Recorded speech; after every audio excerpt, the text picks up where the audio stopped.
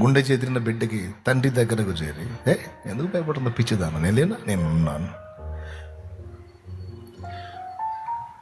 తల్లిదండ్రులు విడిచిన గాని తాను విడువడెప్పుడు మమ్ము, తల్లిదండ్రులు మరచిన గాని తాను మరువడెప్పుడు మమ్ము, ఉల్లమునెత్తి పిలిచిన వేళ ఓహోయను చూతరికి వచ్చు, ఉల్లమునెత్తి పిలిచిన వేళ ఓహోయను చూదరికి వచ్చు.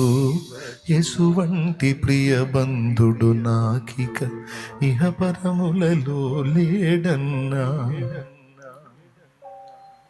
నానాని కేకేస్తే, అయ్యా తండ్రి దేవాని కేకేస్తే, ఓయ్ నేనున్నా, పిలుపుకి ఓహో అని పలుకుతా, ఆ ఓహో అనుకుంటూ వస్తాడంట. బిడ్డలారా, ఎంత అద్భుతమైన వాగ్దానమో చూడు. నేనున్నానను అనే మాట మీకు తేలిగ్గుందేమో, నాకు గొప్ప ధైర్యాన్ని ఇచ్చిన మాట. అదే కదా కావాల్సింది.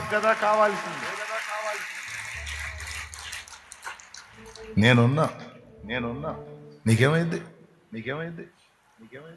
నా దగ్గర కూడా గుండె చేతులు వచ్చిన వాళ్ళకి అదే డైలాగ్ చెప్తా నేను. యేసయ్య ఉన్నాడు, నేనున్నాను తల్లి, నువ్వు చావాల్సిన అవసరం ఏముందిరా, మందిరం ఊడ్చుకుంటానైనా బతకొచ్చమ్మా, ఎందుకురా ఆత్మహత్య, ఎందుకురా చావు, అందరూ వదిలేసిన సన్నిధిలో నువ్వు బతకొచ్చమ్మని ముందు ధైర్యం ఇస్తా. యథార్థంగా నిజంగా బాధితులైతే చేర్చుకొని ఆదరించిన అనుభవాలు ఉన్నాయి. కొంతమంది ఆవేశంతో వస్తారు, అలాంటి వాళ్ళకి ముందు ధైర్యం చెప్పే మాట చెప్పినప్పుడు మనసు శాంతించినప్పుడు మళ్ళీ వెళ్ళిపోతారు. నిజంగా ఏ ఆదరణ లేని వాళ్ళని చేర్చుకొని ఆదరించిన అనుభవాలు ఉన్నాయి. సన్నిధిలో అలాగున్న అనేక మంది బతుకుతున్నారు, ఇంకా బతికిస్తాడు నా దేవుడు. హల్లెలూయా. నేనున్నాను అంట.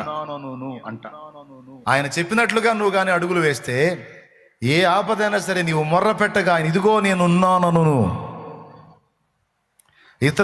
ఇతరులను బాధించుటయు, వ్రేలు పెట్టి చూపి తిరస్కరించుటయు, చెడ్డదానిని బట్టి మాట్లాడుటయు నీవు మాని. చూడు మళ్ళీ చెప్తున్నాడు ఇంకొన్ని. ఏమంటున్నాడు? ఇతరులను బాధించుట. అబ్బాయ్, భార్యనే కానీ, బిడ్డలనే కానీ, తల్లిదండ్రులనే కానీ, భర్తనే కానీ, ఇతరులనే కానీ బాధించటం అనేది మంచిది కాదు. కొంతమంది పీడిస్తూ ఉంటారు. కోడళ్లను పీడించే అత్తలున్నారు, అత్తలని పీడించే కోడళ్ళు ఉన్నారు, భర్తలను సాధించే భార్యలు ఉన్నారు, భార్యలను వేధించే